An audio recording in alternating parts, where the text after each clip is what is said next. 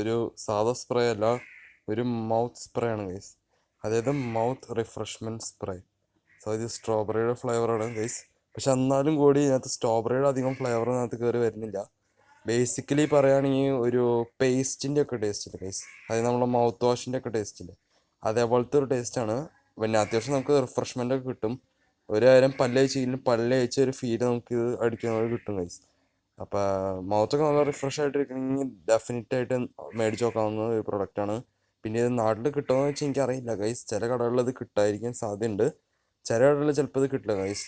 എന്തായാലും ലുലുമാളിലൊക്കെ എന്തായാലും സംഭവം അവൈലബിൾ ആയിരിക്കും ഗൈസ്, ഉറപ്പാണ്. സ്ട്രോബെറി ഫ്ലേവറിലുള്ള മാത്രമല്ല, പല ഫ്ലേവറിലുള്ള മേടിക്കാൻ കിട്ടും ഗൈസ്. അപ്പോൾ എൻ്റെ ക്യാപ്പ് തുറന്നു കഴിഞ്ഞാൽ ഗൈസ് വരുന്നത് ഇങ്ങനെയാണ്. സോ ഇതിനകത്ത് നമുക്കിങ്ങനെ കണ്ടോ ഗൈസ്, സ്പ്രേ അടിക്കാൻ പറ്റും. So that's all for the video guys. ഞാൻ നിങ്ങളത് കാണിച്ചു തരാമെന്ന് വിചാരിച്ചു ഗൈസ്. സോ നമ്മുടെ വീഡിയോ ഇഷ്ടപ്പെട്ടാൽ ലൈക്ക് ചെയ്യുക ഗൈസ്, പിന്നെ ഷെയർ ചെയ്യുക, സബ്സ്ക്രൈബ് ചെയ്യുക.